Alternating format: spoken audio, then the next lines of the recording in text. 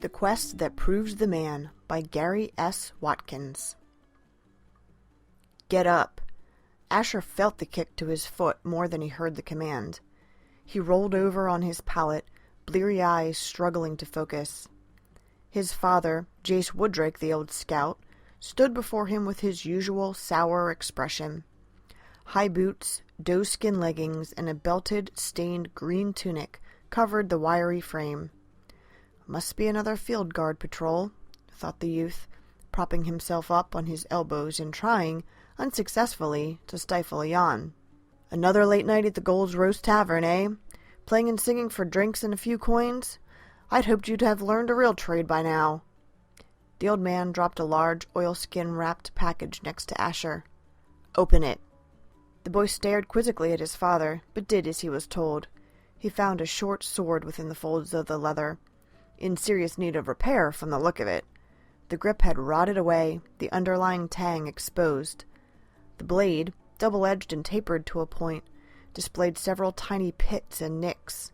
The scabbard was framed in brass or bronze, hard to tell which from the verdigris, with shreds of rotted leather still clinging here and there. "It's a fine blade," began the elder Woodrake.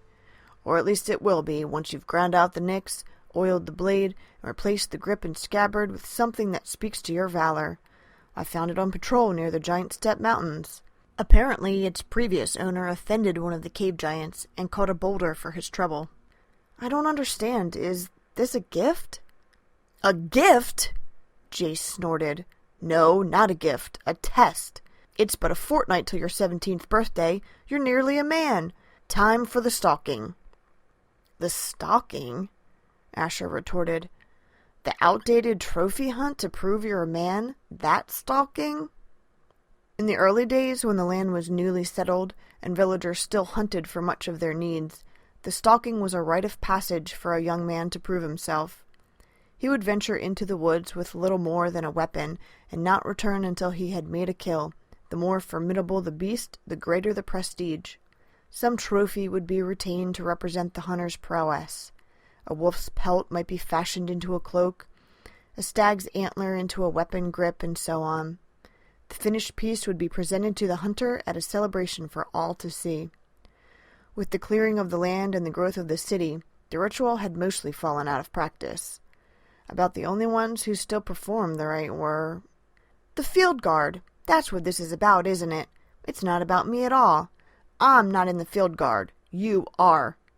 Asher spat accusingly, rising to his feet. "You're the ones who patrol the outlands. Nobody else cares about the stalking. The King's Guard doesn't practice it. The City Guard doesn't do it. You just want to show other rangers that—" "Hold your tongue!" Jace cut him off, his flint gray eyes flashing dangerously. When he continued, his voice was low and quiet. "I performed the stalking, as did my father and his father before him. You will not dishonor this family by turning your back on tradition. You may think it fine to play the minstrel, drinking wine and wooing women, but when trouble comes, people need to know they can trust you to defend the land and hearth. This ritual, as you call it, proves that you won't run in the face of danger. It is the quest that proves the man." "You could have prepared me for this. Since Mother's passing 4 years ago, I have kept the house, tended the garden, fed the chickens, and gathered the eggs," Asher answered icily. "Not once in that time did you mention the stalking. We haven't camped or hunted in more years than that, and then it was only a small game, never a trophy hunt. Even with such a simple prey, you never praised my woodcraft. How do you expect me to triumph in this?" Jace glanced away before replying. "That may be as it is, but the stalking is a test of a man's mettle as much as it is his prowess. I may set your path, but only you can walk it. Now I must ride. I'll return from patrol a fortnight hence and expect to see you soon thereafter. Remember, the swordsmith will need a few days to fit your new grip and scabbard. You'll appreciate the blade all the more for having restored it yourself, and it will remind you of your accomplishment. Make it a worthy trophy. I recommend the fringe of the Whispering Bog for your hunt. Don't venture more than a day in, though. Only armed parties of seasoned hunters and trappers brave its depths. Beyond the giant leeches, sinkholes, and strangler vines, you might not make it out." "I will do this thing, out of tradition and respect for you, Father," Asher said. But I'm a minstrel, and a damn fine one. I'm making my own coin now, and will soon have enough for a room of my own in the city. People there already see me as a man, and none will judge me by my blade and scabbard." The cabin door had already closed behind Jace before he responded. "Minstrel or not, I expect you to fare at least as well as Frankel, that roly-poly son of Emrys.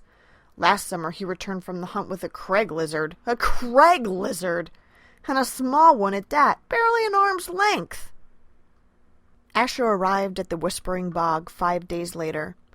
Weeping willow and moss-shrouded cypress obscured shadowed recesses. Small ridges and islets of spongy ground threaded through reed-choked ponds and sloughs, giving way to larger waterways and lakes the farther one journeyed into the swamp. Clouds of biting midges and mosquitoes assaulted him continuously.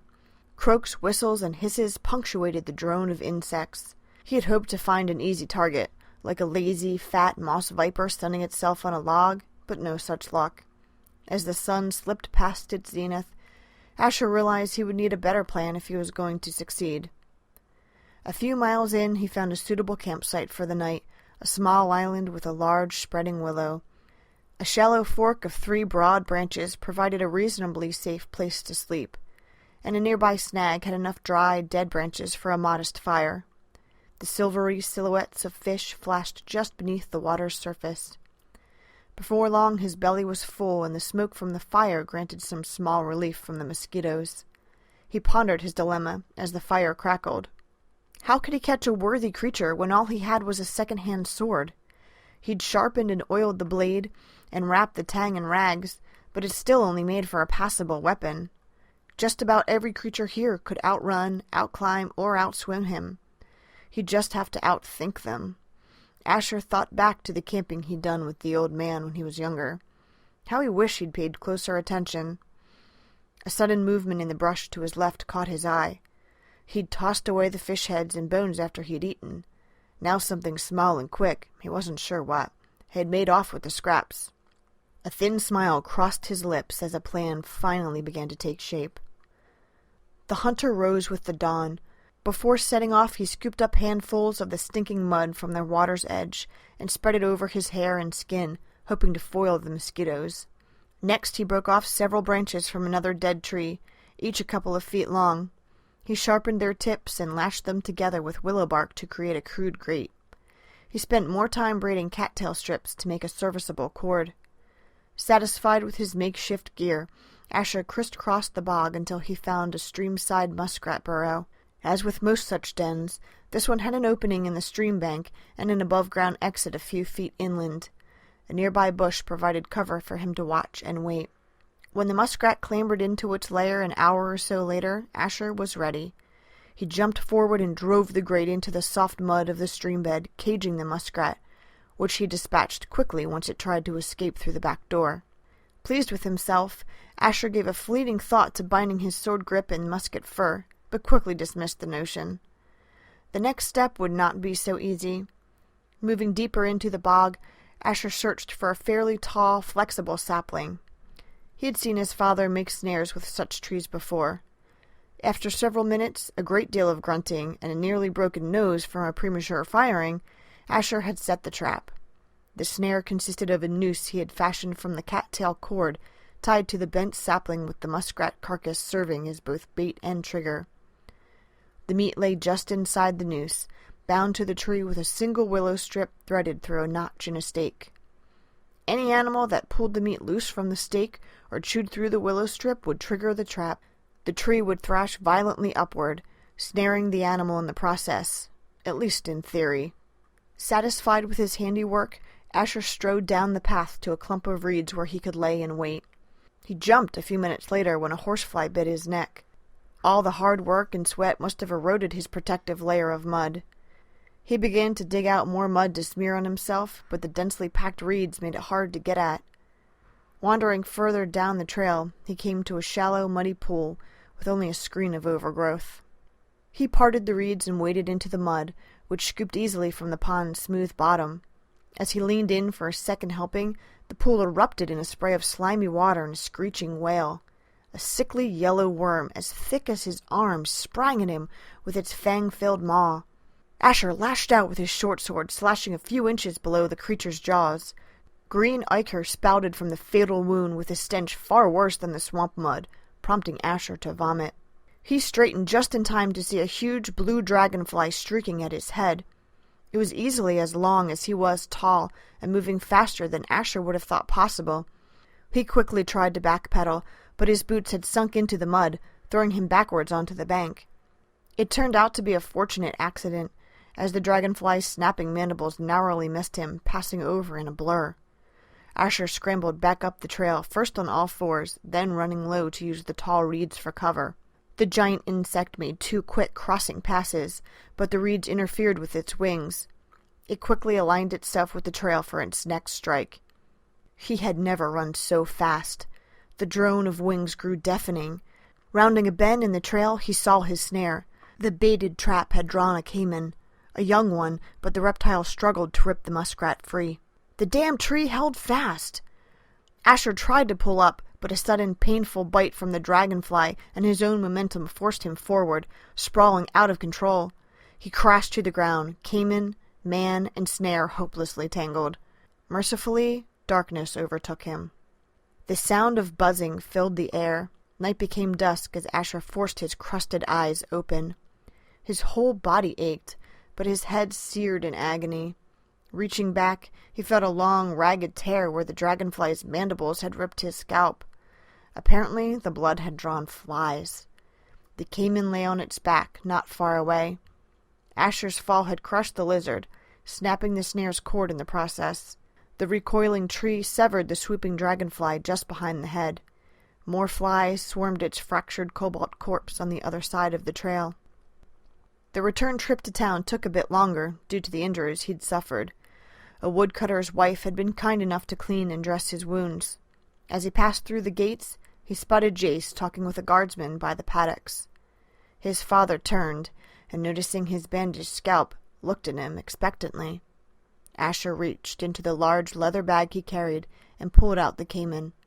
The old man grimaced, his disappointment evident, before turning and walking away. Asher replaced the lizard into his bag and proceeded to the swordsmith.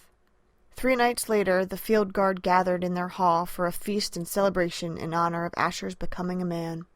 Jace spoke of his son and what a fine man he'd grown into, but his voice lacked passion. Asher, unlike most inductees, did not boast of his adventure or tell of his trials. The guardsmen listened politely, but showed little emotion themselves, perhaps sensing Jace's disappointment. Frankel sat at the head of the bench, grinning with anticipation. Finally, the moment came for the presentation, when Jace would fasten the sword on his son. The swordsman brought in the sword and scabbard, wrapped in doeskin, and placed it on the table in front of Jace Woodrake.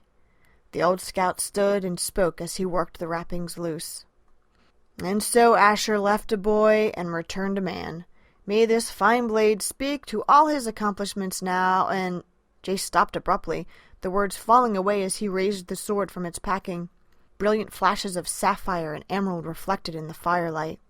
The dragonfly's plated skin had been masterfully articulated along the length of the scabbard, and the sword's grip sparkled with the same fire. The brass fitting shined richly, and the black caiman weapon belt contrasted nicely with the lustrous blade and scabbard. The guardsman grunted and laughed in approval. Frankel sobbed, and a tear escaped the old scout's weathered eye as he turned to his son. "Asher, my son, why did you not speak of this? I am so very proud of you." Asher stood, facing his father. He carefully took the blade from the older man's hand, belting it on before he spoke. "Were you not proud of me when I returned? As you've said yourself, it is the quest, not the blade, that proves the man." And with that, Asher Woodrake walked past the astonished onlookers, quietly opened the door, and took his leave.